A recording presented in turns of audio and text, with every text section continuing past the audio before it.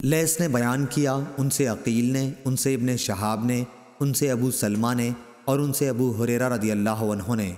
کہ رسول کریم صلی اللہ علیہ وسلم کے پاس جب کسی ایسی میت کو لایا جاتا جس پر کسی کا قرض ہوتا تو آپ صلی اللہ علیہ وسلم فرماتے کہ کیا اس نے اپنے قرض کے ادا کرنے کے لیے بھی کچھ چھوڑا ہے؟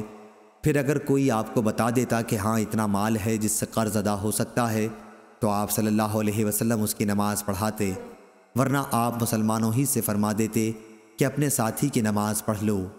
پھر جب اللہ تعالیٰ نے آپ پر فتح کے دروازے کھول دیے تو آپ صلی اللہ علیہ وسلم نے فرمایا کہ میں مسلمانوں کا خود ان کی ذات سے بھی زیادہ مستحق ہوں،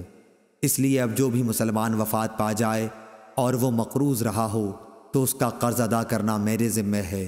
اور جو مسلمان مال چھوڑ جائے وہ اس کے وارثوں کا حق ہے۔ صحیح بخاری حدیث نمبر 2298۔